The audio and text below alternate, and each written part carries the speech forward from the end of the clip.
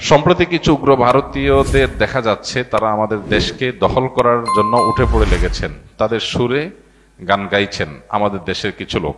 এ বিষয়ে আপনার মতামত কি?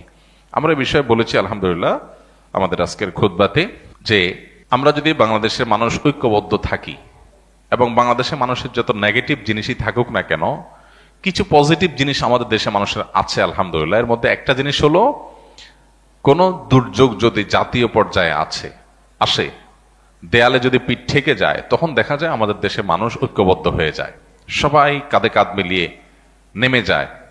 এবং আলহামদুলিল্লাহ এটা আমাদের একটা শক্তির জায়গা। আরেকটা শক্তির জায়গা হলো এদেশের বেশিরভাগ মানুষ মুসলমান। তারা যদি হিন্দুত্ববাদ দ্বারা আক্রান্ত হয়, প্রতিটা মানুষ আল্লাহকে খুশি করবার জন্য তার জীবন দেওয়ার জন্য প্রস্তুত থাকবে ইনশাআল্লাহ। সো আমার মনে হয় না যে আমাদের এই প্রিয় স্বদেশকে কেউ তুড়ি মেরে উড়ি দিয়ে দখল করে নেবে, এই স্বপ্ন বাস্তবায়ন হবে এত সহজ না ইনশাআল্লাহ তাআলা।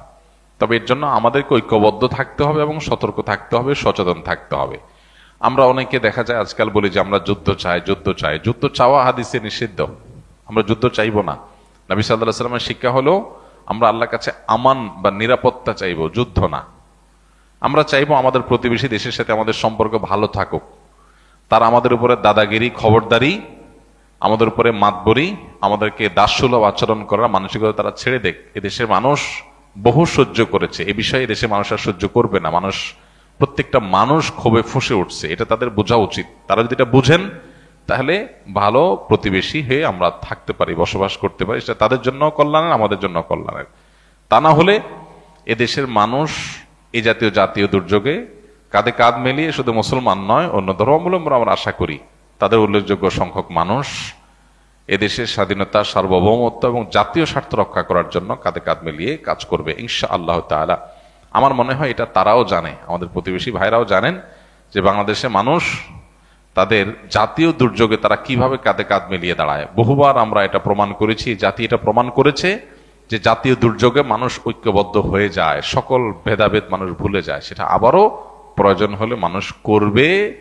কিন্তু কেউ যদি এক্সপেরিমেন্ট চালাইতে আসে বাংলাদেশি মানুষের উপরে, তো আমার তো মনে হয় যে তাদের নিজেদের অস্তিত্ব নিয়ে টানাটানতে পড়বে ইনশাআল্লাহ।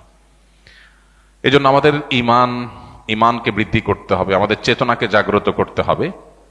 অ্যাজ এ মুসলমান আমাদের মধ্যে এই মানসিকতা থাকতে হবে যে আমরা আল্লাহর জন্য আমাদের জীবনও প্রয়োজনীয় দিতে আমরা প্রস্তুত। আমাদেরকে যারা কোণঠাসা বানায় রাখে, দাস বানায় রাখে, প্রেসারে রাখে, চাপে রাখে, দখলদারিত্বের মানসিকতা রাখে, খবরদারের মানসিকতা রাখে, ঘৃণা ভরে তাদের এই মাতবরি আমরা প্রত্যাখ্যান করব। আমাদের স্বাধীনতার জন্য হুমকির যে সমস্ত পদক্ষেপ তারা নেয় সেগুলোর বিরুদ্ধে আমরা প্রত্যেকটা মানুষ লড়বো ইনশাআল্লাহ। আমরা যদি সতর্ক থাকি তাহলে ইনশাআল্লাহ কোনোদিনই তারা সেটা করতে পারবে না ইনশাআল্লাহ।